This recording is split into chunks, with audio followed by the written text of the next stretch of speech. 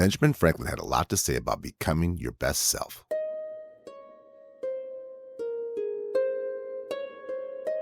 An investment in knowledge pays the best interest.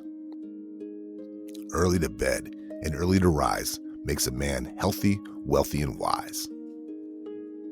He that can have patience can have what he will.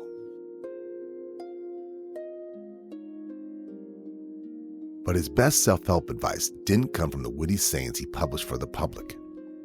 His best advice came from the notes he left for himself, and in the way he put his own values into practice.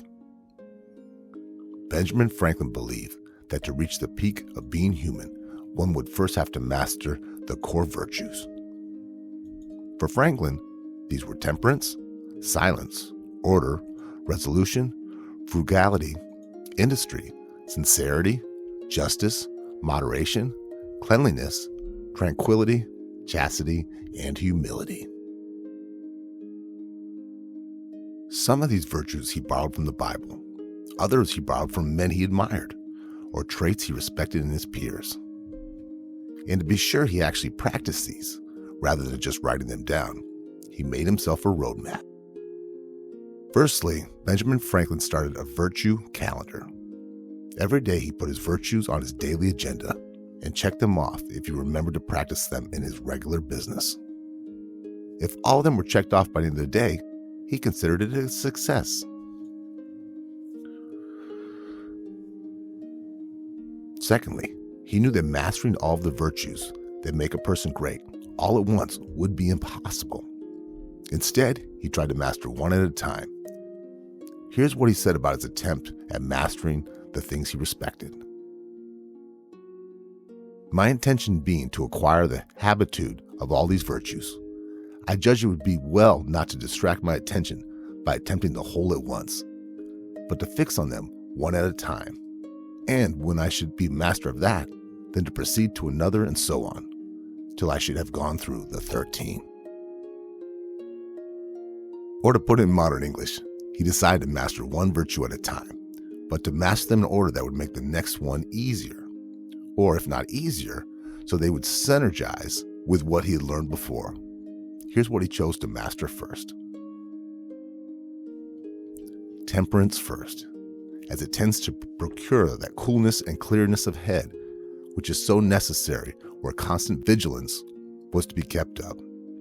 The guard maintained against the unremitting attraction of ancient habits and the force of perpetual temptations. Which is to say, Benjamin Franklin believed that not only should you have a system in place which reminds you to practice your virtues, he thought the act of self-control and moderation would lead him in all other virtues.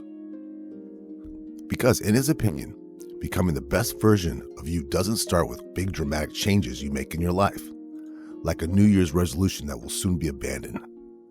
The best version of you starts with setting up daily structure and deciding what vices to limit and what indulgences you need to lock down. Compare this to the modern rise and grind guru on YouTube or TikTok, who tells you that being at your peak means having a six-pack, learning lots of new professional skills, and buying their elite premium platinum course from their Patreon page. They might tell you that you're not peak human until you're making six figures and driving a Lambo. Whereas old Ben Frank would tell you that stacking accomplishments on top of a bad foundation would just result in a miserable pile of shit.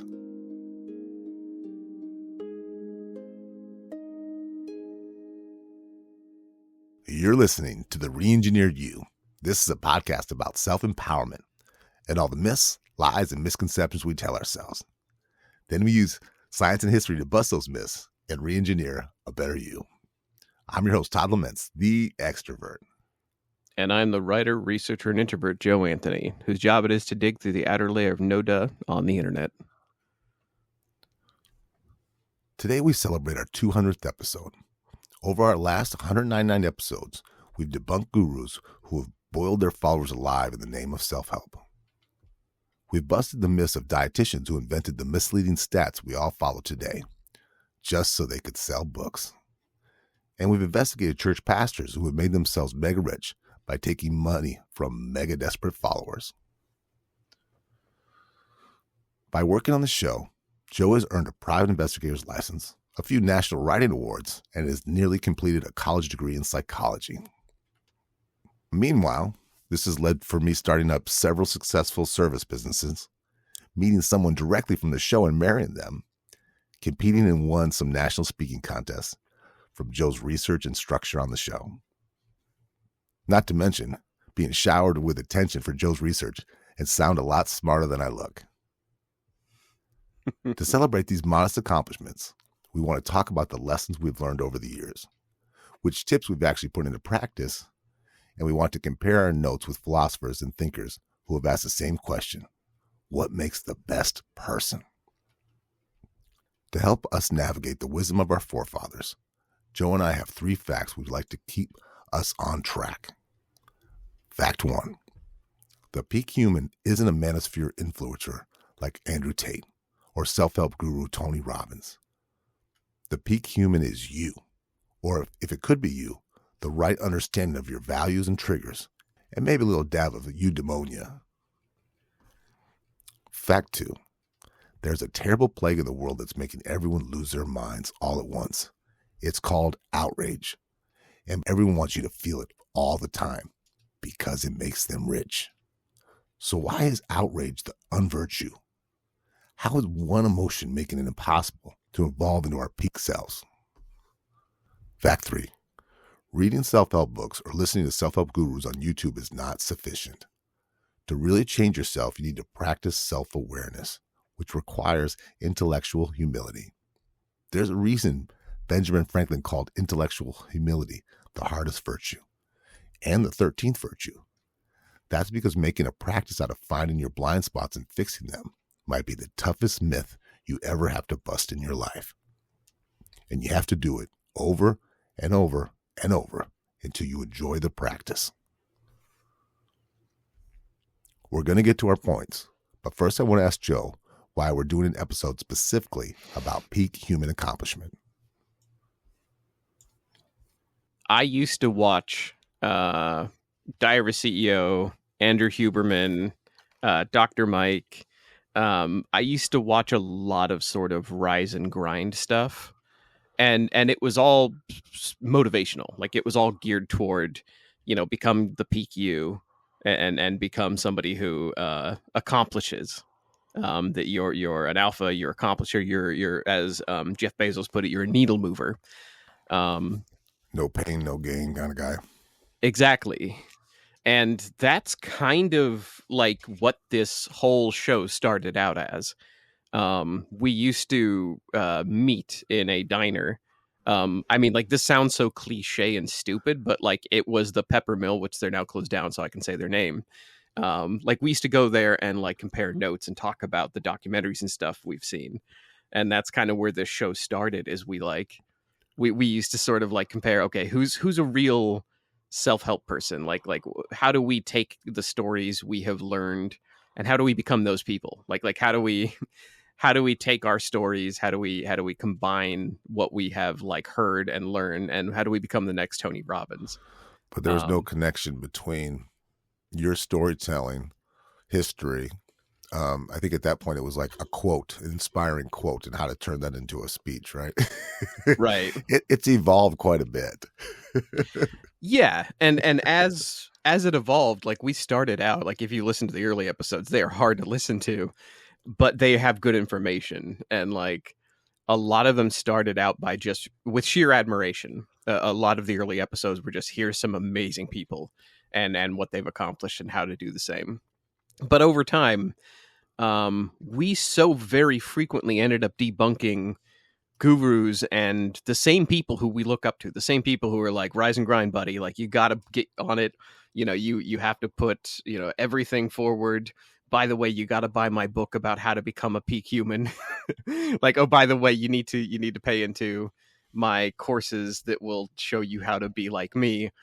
And over time, we debunked so many people. I ended up kind of losing faith in that mentality. Like, I lost faith in that anybody has all that figured out. I kind of lost faith in that anybody who comes from the modern age knows really anything about becoming a peak you.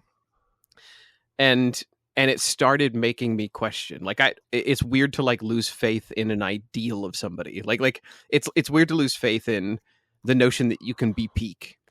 And so this whole episode 200, I want to make it about that. I want to make it about like, what does peak human accomplishment really look like? What does it look like when somebody is really at the top of their game? Is it, you know, and a couple examples I want to throw at you and kind of take you down memory lane for a second. When I first read the story about the Barb, the submarine where like Captain Flucky had like taught his people to not just use a submarine like a stationary spy balloon underwater, that they were hunting other ships with a submarine. It was the first time anybody had ever done that. Before that, submarines were slow moving. They barely moved. They just sort of sat and wait and tried to like gotcha other ships and like sink them. This guy turned it into an art. Like he turned it into a ocean hunter and like wrote the book literally on submarine warfare. And I was like, that's peak. That is what it looks like when somebody is operating at the top of their game. But then we start seeing other people who like don't have that kind of power and crew and team under them. Like there's a story about Doug Hegdahl that made it into our book, and it's the guy who memorized hundreds of names at the Hanoi Hilton when he was captured there, so that he could come back out and tell everybody, hey, all these pilots are still alive. And he was called the incredibly stupid one by the guards. Like he went in as a country bumpkin and did such a good job of playing that up that everybody believed he was the dumbest human on earth, and he came out memorizing almost 300 names. We did some great episodes about the Navy, the U.S. Navy, but my favorite one is Ann Cuddy, who is a Asian female officer who was discriminated against to even join the Navy, but ended up being an amazing leader. And what she used to do, similar to the submarine reference that you just did, she was the first one to pull up, to salvage destroyed ships that they had sunk and figure out where their weak spots were. Yeah. So they could shoot, so they could aim at those spots going forward. She reminded me of one of these people who were operating at their peak.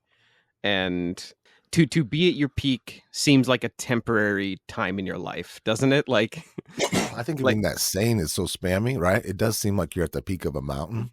I like ceiling. I think reaching everyone's ceiling, you know, because we all have different ceilings in different rooms in our house, right? Things that we could be good at. Yeah. Even the metaphor is lacking. Think about it. If you reach your peak, if you reach an actual physical peak, like on a mountaintop, you got to come back down, like right away, right? You don't build a cabin up there. Like you literally have to turn around and go home. So yeah, I'm starting to reconsider what peak looks like to me. I don't think Mr. Rogers is a peak human. I think he's about as close as you can get, honestly, from our Mr. Rogers episode. I don't think rich assholes like Andrew Tate, who tried to redefine what masculinity looked like and basically just turned a bunch of teenagers into awful people. I don't think that rich asshole Brian Johnson, who started the Don't Die movement and just pours all of his money into himself like a vanity project, I don't think that's peak human. Do we need to be mega rich like him to become the best version of ourselves? That's like what Dick Fuld who did. Yeah, Dick exactly. Fuld, the Lehman Brothers screaming and spitting his food at his subordinates at work. Is that right. A show of alpha male and worth $1 billion? Right. And for some people that is. For some people, being the Wolf of Wall Street, but the real version, that's what being, it's what peak human accomplishment looks like. But then we've also seen the almost literal exact opposite, where like aging gracefully, accepting your temporary state on this earth, everlasting love, like our Stairs of Love episode, where an old couple like got shunned by society, went out and lived in the woods by themselves, and he built a massive, thousands of stairs made out of stone for her to get up and down the mountain every day. And like they found it later and they thought it was an ancient monument or something, and they found out it was just one guy who really loved his wife. And like they only had each other. It's like, I don't know what the optimum version of you looks like, because we've seen so many different like people at peak accomplishment.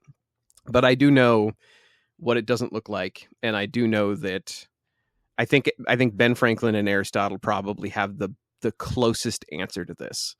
And it feels like cheating for me to go to like basically philosophers and politicians. It feels like I'm cheating to be like, yeah, the oldest answer is basically the correct answer. But I want to unpack that and say what it looks like. Now you can disagree with me or say that for you it is a different episode or a different person.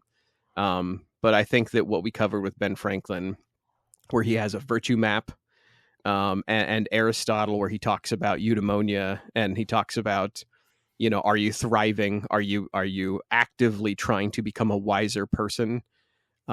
Those seem like such close answers to me. They might be the closest we've come after 200 episodes of doing this. Well, in studying for this show, and then this is our second recording of it. The virtue one, I think too, because it is such a simple thing. It's almost kind of a dummy.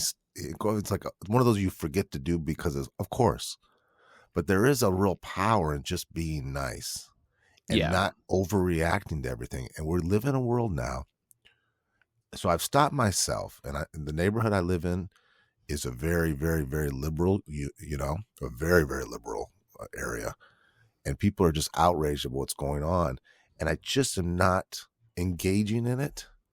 And then I'm taking a second with everybody. And I was doing it with sports too, Joe, almost worse than politics. Yeah. Where I get myself so worked up, and these shows are getting are just getting you outraged all the time, and it's exhausting. I do want to have a huge break in the middle of this episode to talk about why outrage. We're the first ones to coin this term. I actually looked for it. Outrage is the unvirtue. Outrage, and we'll talk about exactly why when we get to that point. But outrage is currently in our state of internet politics and TV, like the structure of what we've built for media. Outrage is the thing that makes the most money for everyone. And outrage is also the thing that will block you hardest from becoming the best you possible. Everybody that we've mentioned on this list who became extremely successful, extremely wealthy, like who reached the top of their game, whether that's artistic, whether that's acting, whether that's military, anybody who did anything extraordinarily successfully, they did not have outrage in their bones. Like even the people who were like literally killing other people in the military, they were cold operators. They did it with like, extreme precision. They did it because they were into the game of what they were doing, like Captain Flucking the submarine. He was doing it gamesmanship. He literally like talks about like wargaming and things like that in his book. So like, his camaraderie with his coworkers too, right? Yeah, his team. He had a really good. It was team based. It was leadership based. Yeah, he was. And you say, well, killing people. They're just a bunch of killers. No, they had to get along really well, and he had to have people who communicated really well and liked each other. Right. So we're going to really dwell on that in a little bit, that how, if you are feeling the emotion outrage, you've already lost the battle. You're not going to make it to being, a peak accomplishment. You won't ever find the top of that mountain. And unfortunately, our entire media ecosystem is built to keep you off of the mountain. Our entire media ecosystem right now is built to keep you from reaching peak accomplishment. What the best human would look like. So we want to lay the groundwork on our way there. We want to talk about like, okay, how do we start going about reaching peak accomplishment? And I just want to turn you on to something called a virtues bridge before we start talking about like our past episodes and our lessons that we've learned. To lay the groundwork, everybody needs to know what their values are. And the reason I wanted to start with this, if we're going from like follow the yellow brick road, if we're putting our first foot on the road right now, you have to start looking at what you personally value. Because if I don't value wisdom, following Aristotle is stupid. if I don't think, and personally, I think everyone should value wisdom. Like it's what will get you the most things in life. But if I don't value the journey of learning new things, if I don't value being able to absorb new knowledge and learn from other people quickly, and if I don't value, putting new skills into my basket, then following Aristotle or Ben Franklin is not going to help me whatsoever. I'll be bored. I'll be unengaged. I'll resent the practices that we're putting in. Um, and if I really really really want money and nothing else, that's a value. Like that means you value acquisition and you value money. You'll get those things from self-awareness and wisdom, by the way. But you need to know what you value most before you start. A good place to start with this, I recently found Susie Welch. She is a professor at New York Stern, and she wrote something pretty amazing called the Values Bridge. It's a test you take, and it tells you what your values are. And one of the great things that she talks about is that, um, you know, Aristotle believed that eudaimonia is achieved by people developing their values. So it's not that you have to, get wisdom, courage, and justice by sort of living within reason. You don't get those and then you reach eudaimonia. It's the pursuit. So she points out that once you figure out what your values are and you start pursuing those values, you're already a better person by doing the pursuit. So like once you can write down on your virtues calendar, like Ben Franklin, or you make your own whiteboard in your room, you write down what your actual values are, then you can start. Then that you've already gotten so much closer to eudaimonia, it's not even funny. And I bet you, if you write down your values, like your top 3 values right now, if you put them on a whiteboard and then you go and look at the Values Bridge by Susie Welch, they won't match. If I had looked at this and written them down, I would have written things like money. I would have written wisdom, like probably just learning new things. And I may have written down health. And then reading Susie Welch and taking the Values Bridge test, it's different. I realized that I more value interaction with other people, that I'm acquiring wisdom specifically so I can be a better community member and so I can interact with people and like come off as yeah. This is interesting. This is kind of falling into the thing of how many people actually have goals, and it's scary how few of us have goals. Yeah. Is this kind of that? How surprised were you with what you thought was? Completely. Yourself. Yeah, every single value was a mismatch. Like I found out that it was I was more. I just wasn't using the right words. Like I valued stoicism more than I valued most other things that were on my list. Specifically because I came from a really impoverished upbringing and I had no control in my life, and I realized that the Stoic approach of like you don't control anything except for yourself, and you just have to really improve yourself to have any push or pull in life. Like if you are the only thing you can control, I don't. This is not an episode about Stoicism, so I'm not going to explain that too badly. But like, I realized that there were things in my life I didn't actually value wealth as much as I valued comfort. So like I'm pursuing wealth, but really what I'm pursuing is I don't want to be afraid to have a medical incident, and I don't want to feel uncomfortable in my life because I don't have resources. So what I should have written was comfort. So there's the step one. If you're thinking this is stupid, I know what I value. Like like give me a break. Really, the values bridge is more about matching up what you actually value to the things you should be doing in life to get it. Because I promise you, 70% of people listening to this are in the wrong job to achieve their values. That's the thing. We base it on how much we make. You and I just went through this talking about, are you going to be happy doing this? Well, if you're happy doing it, you're going to be more successful. Being more successful is going to be a peak in income and everything. Doing something that you don't like, or being in a relationship with someone you don't like because you think it's the right thing to do, it's just not going to last, right? Right. To give you a peek off mic, Todd and I were talking about how I was going through applying to different psychology programs. And then in the middle of that, I had 2 people come out of the woodwork, friends who were like, why don't we just teach you programming and cybersecurity? And these aren't like grifters who are like, here's a program that we want to send you through. They're saying for free, they will walk me through it step by step, specifically because they want my brain on this project and on this sort of like on this mode. It was like your brain works in this way. You could be doing this. It would make you the most money possible. starting out, it would be more money than I would ever make in writing or therapy or anything like that. But it's not something that I value. Like, it would just purely be for the money, and it would only get me one of the values out of the 3 on my list. So it's a bad fit. And something Susie Welch says is, people assume that the more you go through higher education, the more you go through work in your real life, the more you get promoted.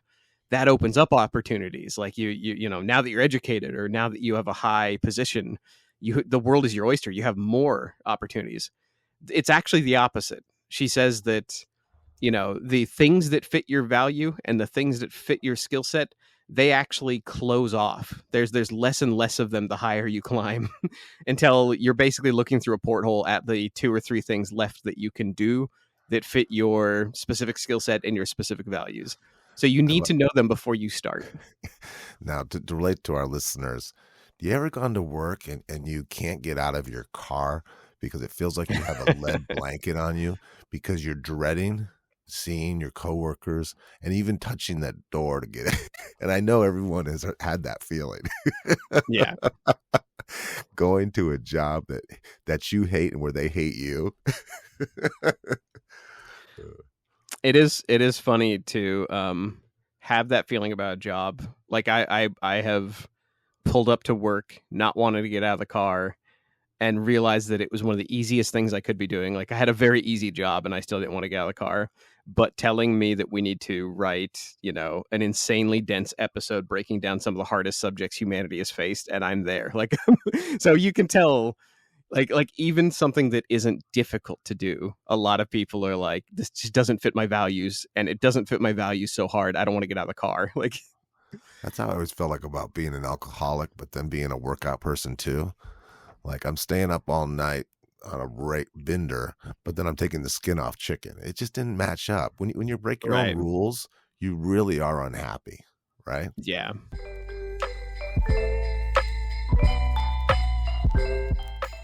At the start of this, I asked you, or I started naming off, like, what are the fake versions of, what are the fake peak humans that we've encountered during our show. I mentioned, you know, Andrew Tate, and like, self-help gurus, and people who like pose as, I'm an expert in my field, but I will talk about everything human. You know, like, they have a niche brilliance in like one small thing that made them famous, and so they think they're able to speak on everything that makes you a man, or everything that makes you a peak human, or everything that would make you great.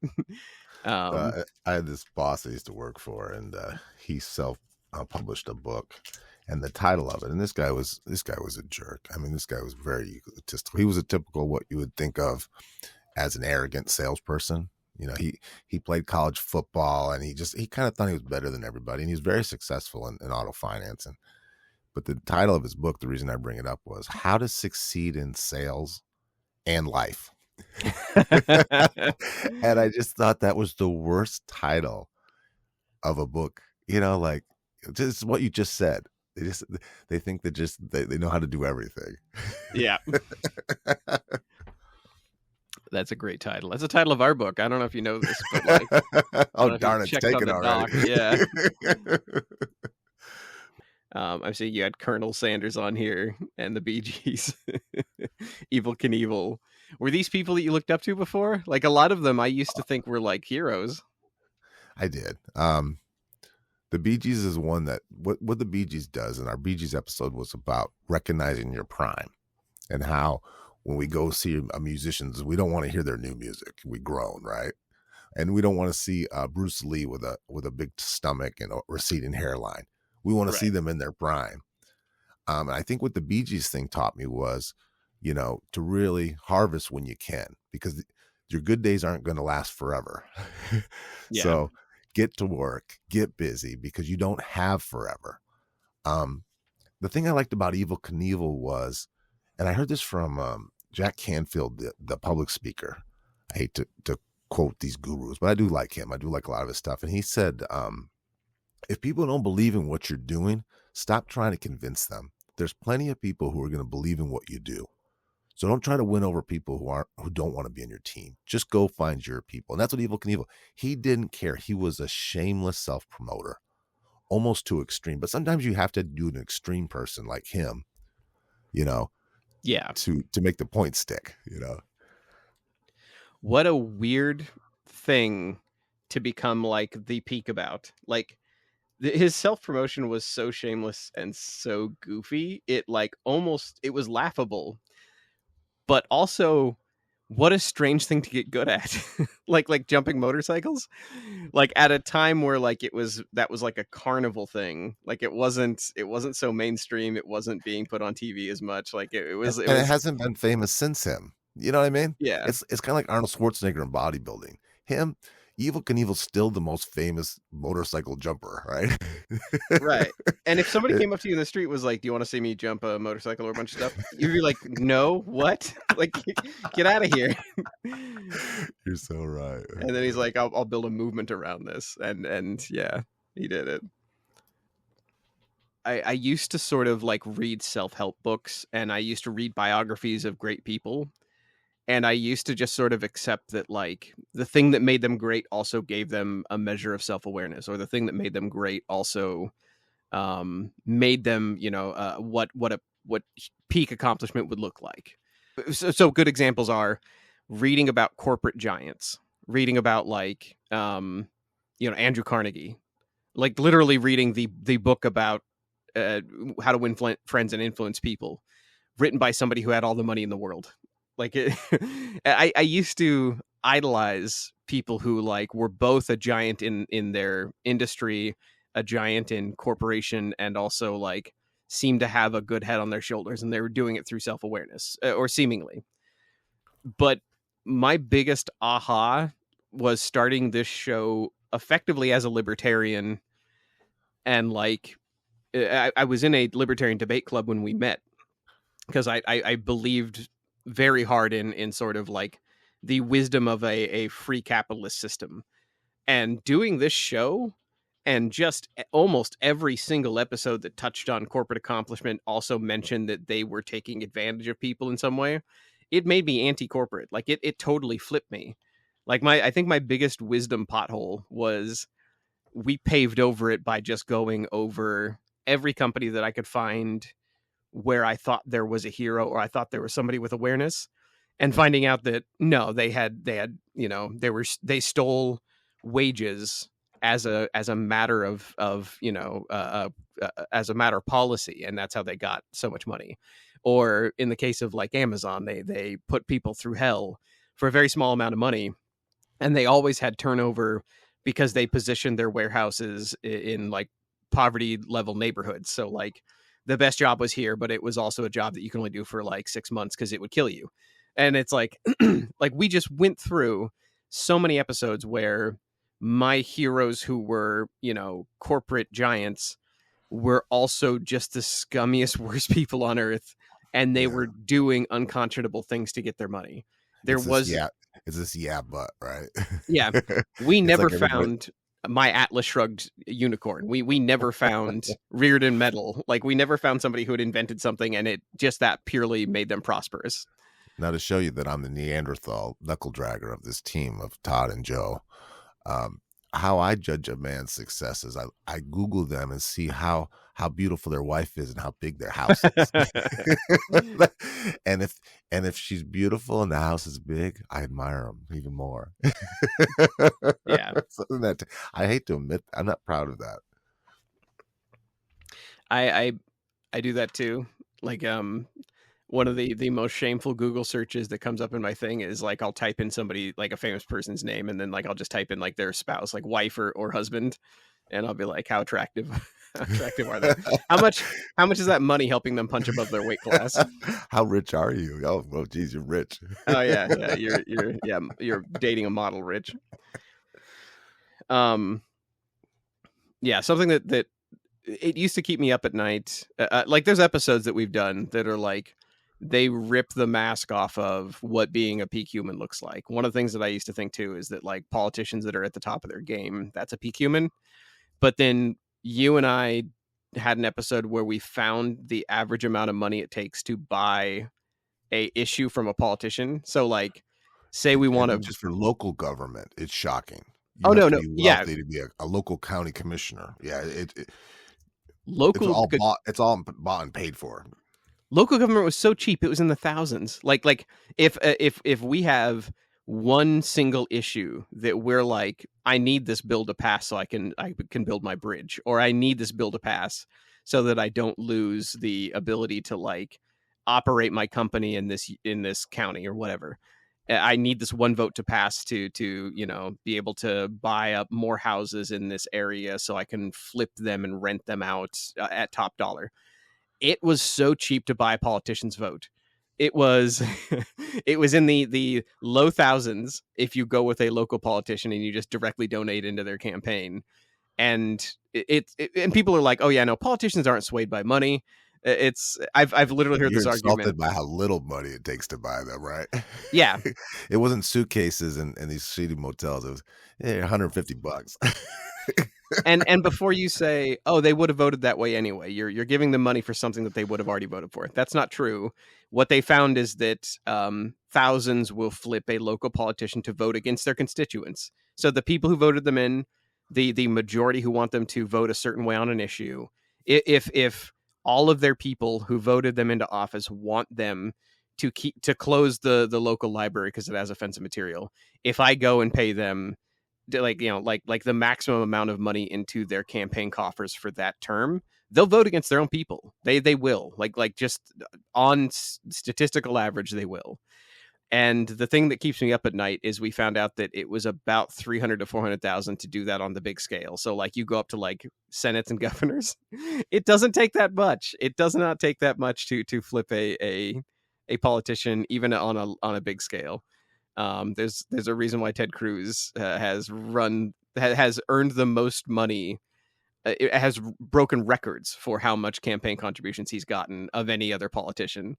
And it's not because he's very, very loved. He's not a beloved politician by any stretch, even by his own supporters. And they'll use terminologies like they'll have dinners and fundraisers. And Yeah. that's what those are. They're just So you write your agenda on like a little piece of paper, like a note in middle school, yeah.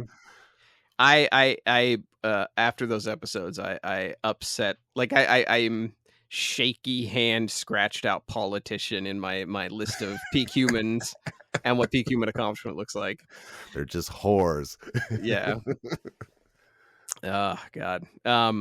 The one that also kept me up at night was outrage. We're coming back to outrage, unfortunately. We had 3 or 4 episodes, not in a row, not all written together. It was just over time. We had one about grudges, which talked about how outrage is addictive and why. We had an episode about news media and how journalists would actually spend 12 hours a day reporting on small theft and small crime with like 2 seconds worth of violence and outrage politics if they were statistically representing their city properly. Like if all crime was, if they had to report on things and not outsize any one thing, not blow anything up to earn ratings, if they just had to report on here's what actually happened today, minute by minute, then the vast majority of their time they would be talking about small petty theft, because most of us actually live in a pretty safe world. But what we found out is that their business model is built around outrage, and that they've done studies through Facebook and they've done studies through Twitter, and found that if you outrage people, it gets them engaged longer. It keeps them engaged more hours in the day. If you outrage them, they will literally send you money. If you outrage, and there isn't much to be outraged about. Like the problem is that if you go back and watch news broadcasts from like the 70s and 80s, the world is not that much different. It feels like it. It feels like we're basically in an apocalypse, but like the amount of wars going on, the amount of like corruption going on, we have not changed that much. Society is basically knit with the same fabric and it has the same amount of buttons. but the amount of outrage we now report on and the amount of outrage we use as a tool to keep people plugged into our station, our social media, whatever, it's crazy. Like we found the button. We like media found the button in the human soul that will keep us plugged in and will keep us watching for a literal endless amount of time. We won't stop. And that button is outrage. And realizing or reporting on how much profit people make by hitting that button, it made me angry. It made me outraged to realize that I was being taken advantage of. So our lesson that kind of let me sort of sleep at night after this was the more outraged you feel, the more you're paying into somebody else's news network or brand or ad platform. So like, if you feel outraged, if you feel morally outraged, you should just ask who is getting money from that. Like, who is right now, this moment, getting money from you feeling that way, and who made you feel that way. I guarantee it's not the person you think you're outraged at.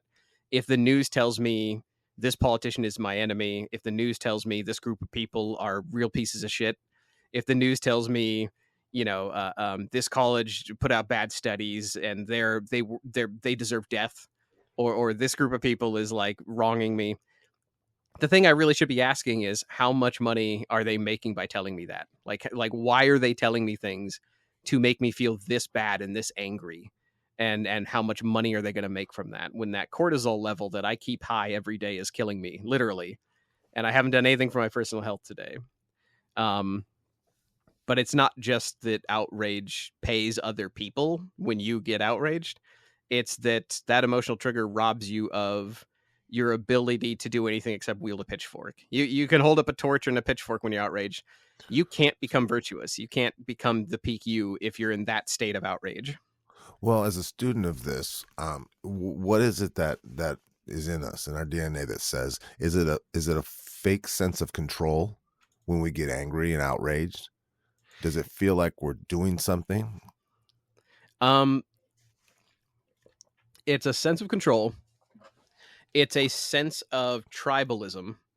Like, it used to be that if you felt outraged toward people, it usually meant that they were stealing your resources. Like, it meant that Right. the cavemen next door in the cave, two caves Yeah. down, if you were outraged at them, it meant that they were literally taking something from you. And that's how outrage media starts. You tell everybody, hey, the Republicans over here are taking your ability to do this, or the Democrats over here are literally stealing your taxes by doing this superfluous shit that they shouldn't. In reality, everybody dips from the pot equally, and everybody has equally bad reasons for doing it.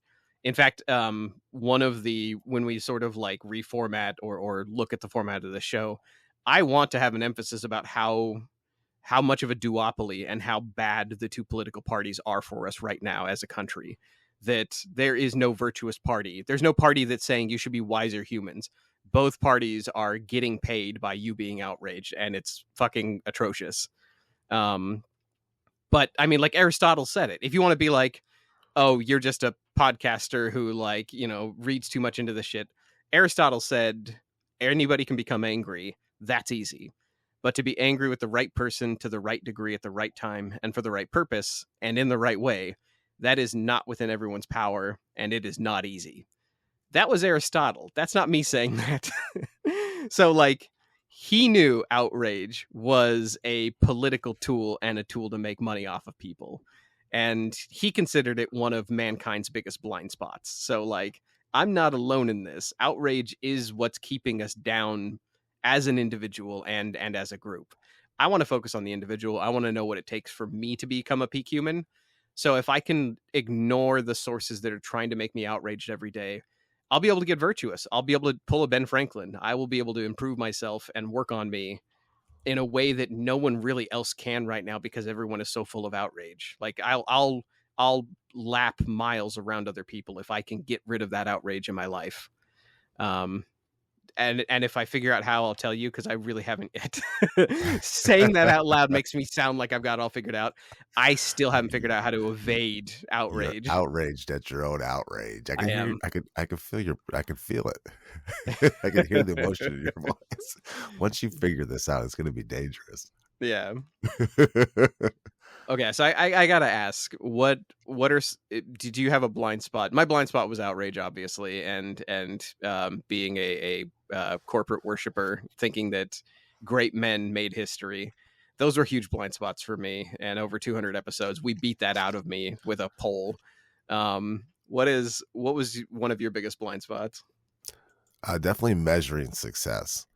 Um, one of the episodes really stood out to me was about the folk singer, 80s singer Dan Fogelberg, and then he was asked during an interview about, and this is when he had success in his early 20s, and was Grammy won Grammys, so millions of records, was very successful, but he thought his father was a bigger success than him, who was a band teacher who was in the army and taught music in the army, and he said because musically, so I think that what I learned was you don't have to make more than anybody else or be better than anybody else.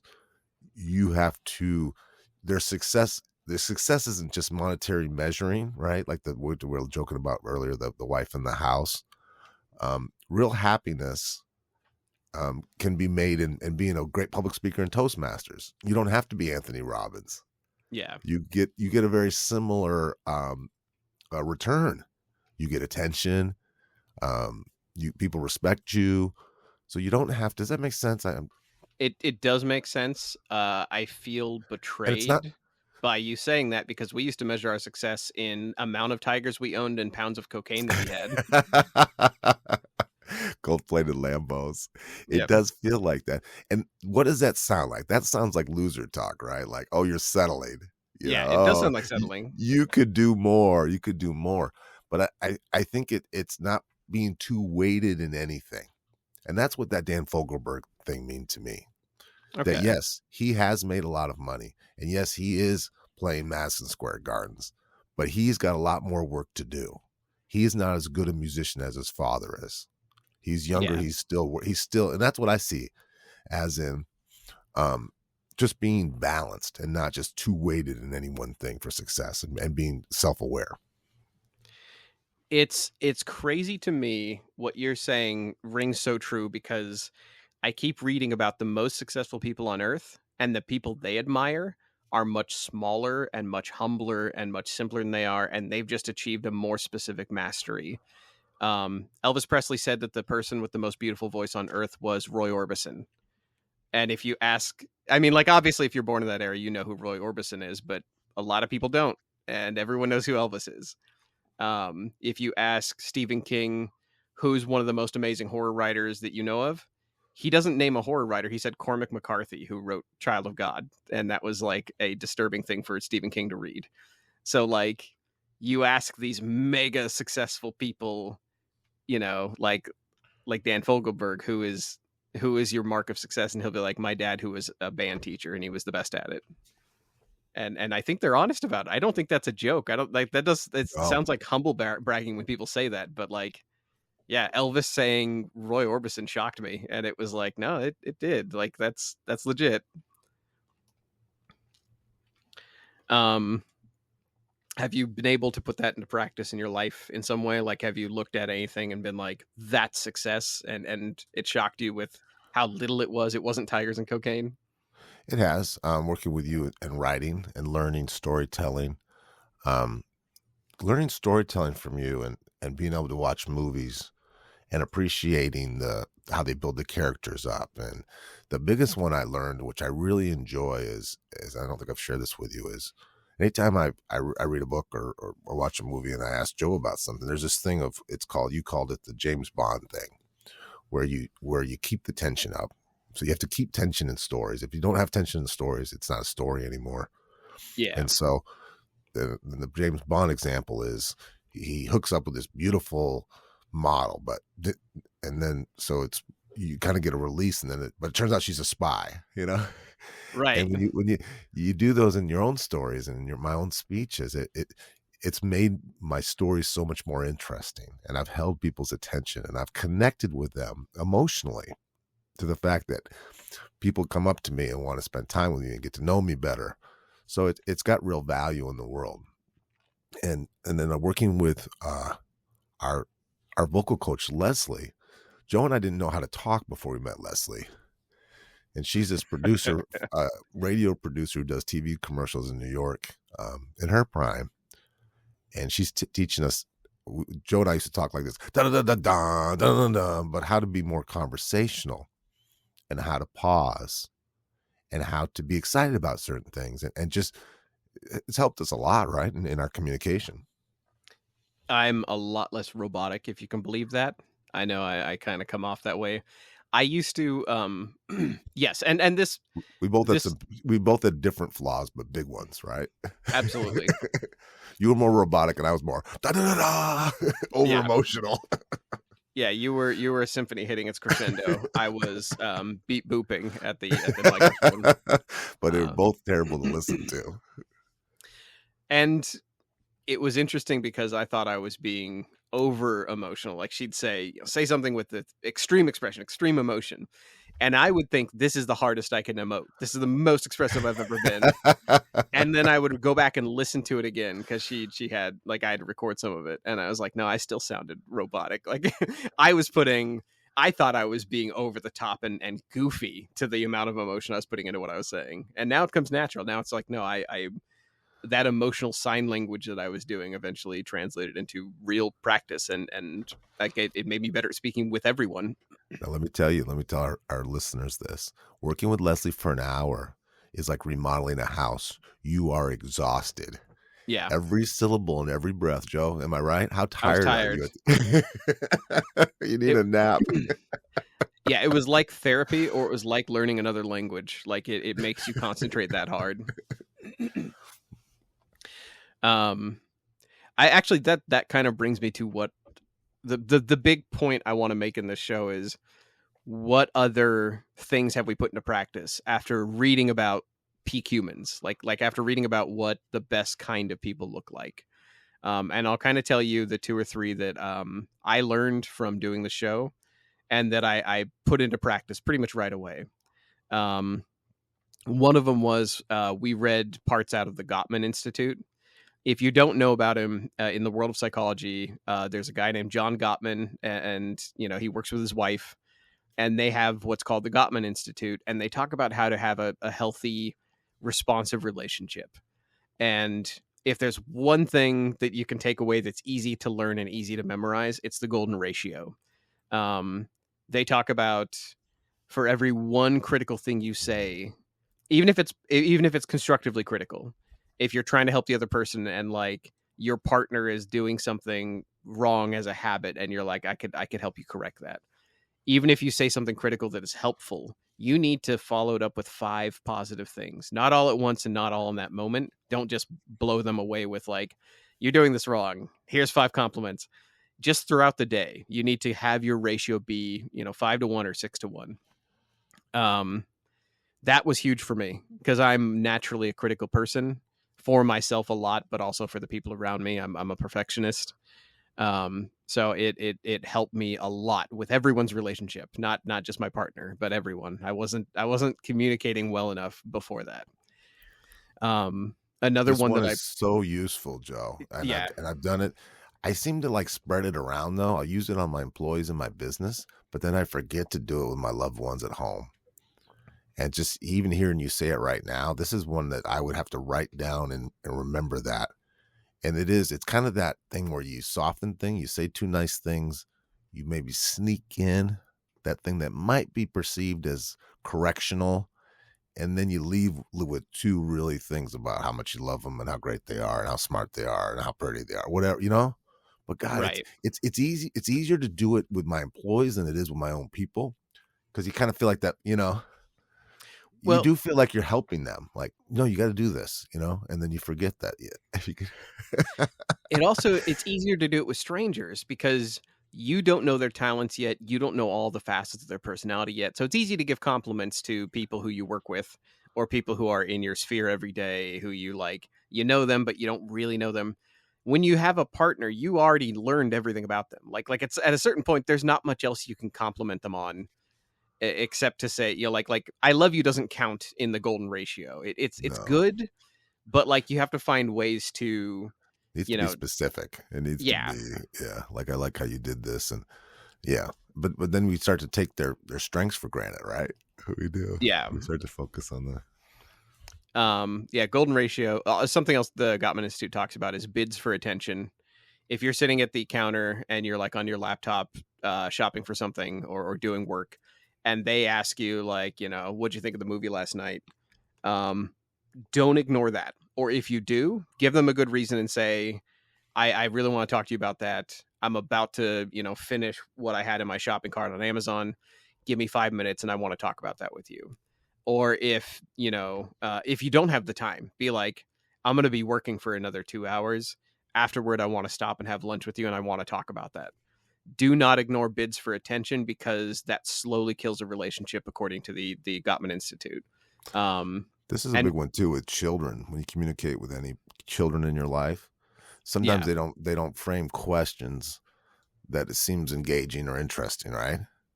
But they are smart and they do have a great question, and it is part of their learning. So when you dismiss them over something that doesn't seem like a big deal, they're going to be less likely to come to you with more questions, and you don't want to close that off. yeah. And that is where you can learn about bids from attention. Is a child is nothing but a bid for attention. Every single word out of their mouth is they want you to engage with them. But we never get rid of that. We're children even as adults. Like I'm I'll be a 60-year-old child at some point and I'll be like going up to my wife being like, what'd you think of the show last night? Like, what about the thing on Netflix we were watching? Talk to me for a minute. Yeah, it hurts your feelings when you're dismissed, though, right? Yeah, for sure. And yeah, the healthiest relationship is bids don't go ignored ever. You always, I mean, I say always. I wish I could do this, but yeah, always try to make time for a bid and recognize it for what it is. A couple of really small ones I took away from the show. Having a morning routine where you do all the necessary things in about an hour has immensely helped me. Like hygiene, take your meds, do your blood pressure, do your workout, hydrate. Having all that stuff in a physical basket. I have a shopping cart basket in front of me. I just keep everything in there. And as soon as I go through and clear that basket out, like I take them out and put them on the table, then I know my morning is ready to start. And some of them are symbolic. Like I have a card in there that says workout or lift.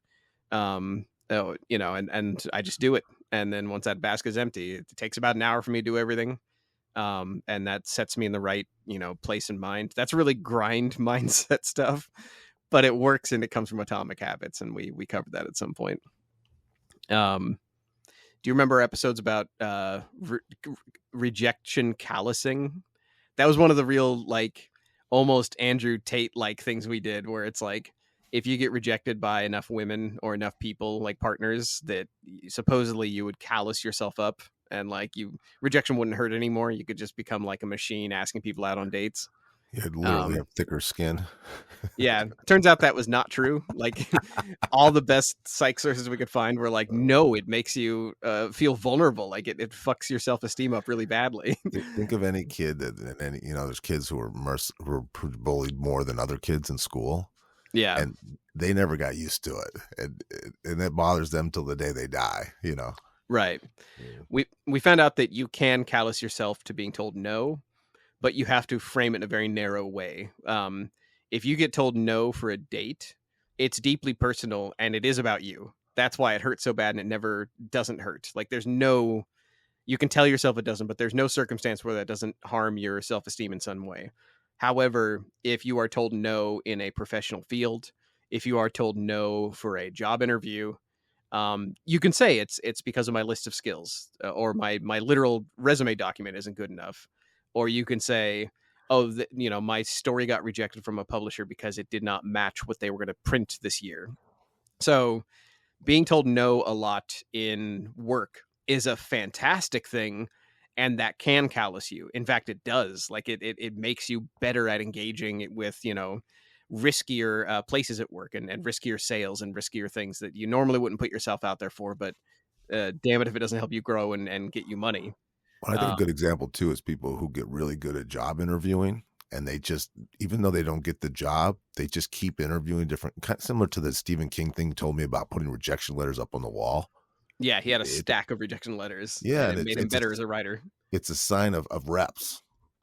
And he saw that more as reps, as and the same with interviewing. If you keep going to interviews, you get better at them, but you just keep doing them. And it is a number. Life is a numbers game, and sales and interviewing for a job and interviewing for romantic someone, it is a numbers game. Absolutely. Yeah, that was a huge lesson for me, realizing that there is no such thing as rejection callousing in relationships, but there sure as hell is in a professional setting. But I think I'm going to end with my absolute biggest takeaway that we learned from the show is we had several episodes in a row where Todd would start us off by asking a question like, what makes you I'm trying to think of like some good examples of where self-awareness was very much the answer. You would ask questions like, who wins in the end? Somebody who's hyper intelligent or somebody who's good with people. And we found out that by studying William Sidis and studying other people who were very successful, it's conscientiousness makes you the most money, and that's a byproduct of self-awareness. Or we would have questions like, who falls in, like how do you get a partner? How do you always, like how do you guarantee that you're going to marry somebody who is attractive and successful, and how do you get a good partner? And the answer ended up being self-awareness and humor. And just the answer over and over again was self-awareness. I wasn't paying attention. I was just reading the doc I had and like the studies I had gone through. And at some point, you're the one that mentioned, is every answer we come across self-awareness? Like the right answer at the end of every one of these episodes happened to be self-awareness. And then you called this is now a self-awareness podcast. And I was like, that's brilliant. Like, I wish I had thought of that. As the writer, I should have seen that. I never made that connection. And so that taught me something, which is pursuing gurus and pursuing self-help is insufficient. On its own, self-help is insufficient. Instead, learning what triggers us into action and what incites us to make bad decisions, and looking at ourselves and saying what we actually get out of bed for versus what people tell us we should get out of bed for, and what sweet things in the fridge will make us break our diet. Having honesty, and if we can do it, a self-awareness as like a life spreadsheet. If we could make a spreadsheet big enough to capture all of our self-awareness just by documenting everything, it would make us millions in the long term. And it would say, if you can present me with this and tell me how I will reliably react to everything, it will make me all the money in the world. I want a spreadsheet that covers everything in my life somehow and documents itself somehow. But lacking that, making a practice of self-awareness is the absolute biggest thing I've ever taken away from our show, and I can't replace that. I think too, making it digestible, and really prioritizing the little things. When you're talking about the morning ritual, I couldn't help but think the happiest time of my life was when I used to go to a coffee shop every morning and read for 15-20 minutes. And it was it's not working out. It wasn't bench pressing 300 pounds. It wasn't running a marathon, Yeah. I felt great to take that time to try to just slow down. It's like a therapy, right? But when you do it consistently, it's amazing how many books you start to read through too, Yeah. And after we found that out, I actually went looking for books about self-awareness and was shocked at how few there were. There's Tasha Urich's book. There's Man's Search for Meaning by Viktor Frankl. There's a couple books where like self-awareness is a byproduct of it, or self-awareness is part of it, a large part of it. But there's very few resources that just strictly walk you through the process of building self-awareness as if you had never done it. So we're working on that book. We're trying to write it. I say that with a lot of humility because like trying is the key word. We're just finding who are the best sources and trying to present them in an order that tree's makes sense. almost cut down though. It's getting there. There's we're getting there. A few more swings thanks to Joe's persistence. And Joe has said that this is the last nonfiction book he'll ever write. It's so first and fucking only hard. Yeah. It's just a lot hard. And I would think, how hard could it be? It's way harder than writing fiction. I want you to know, I can say this without bragging too much. I am an multiple award-winning fantasy writer. I hate writing nonfiction. This is, I mean, like you say, oh, I write episodes of this all the time. It's like, no, I talk about things I love in this show and things that I find very fascinating.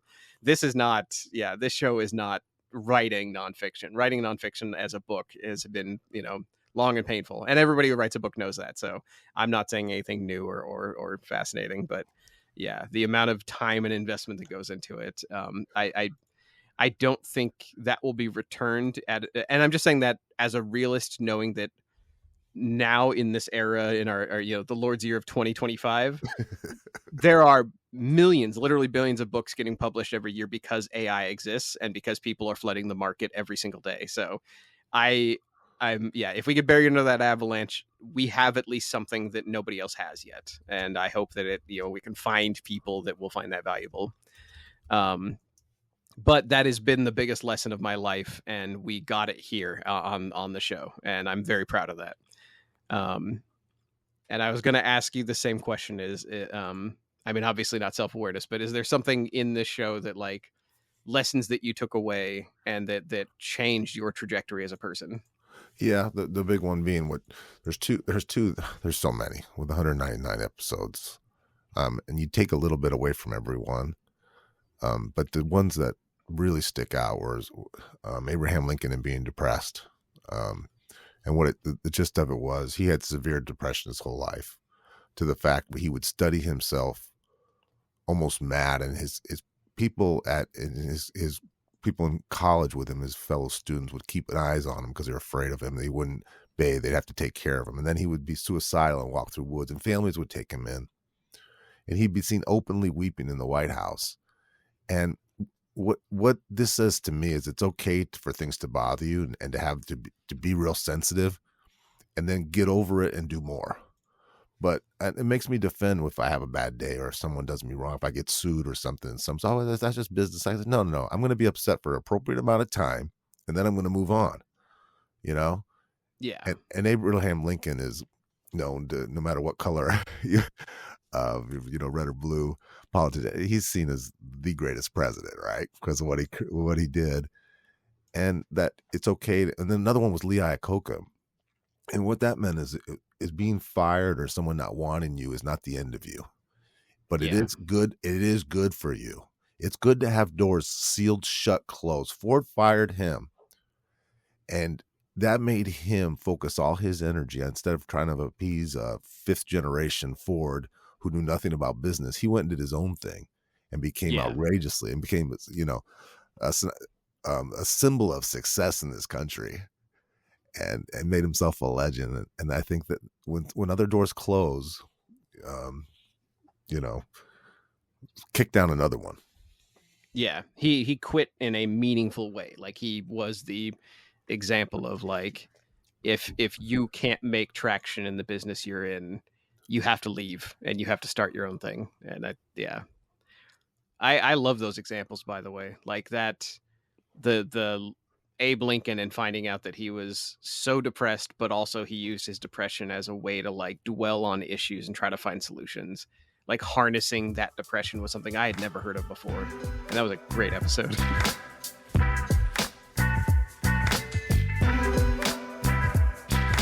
You've been listening to The Re-Engineered You. Thank you so much for listening to the show. You mean the world to us. We have a new episode every week. You can connect with us at www.reengineeredyou.com. That's where I have research links, show notes, feedback, and blog articles for each of our episodes. We're not experts in anything, but we've got an opinion on everything.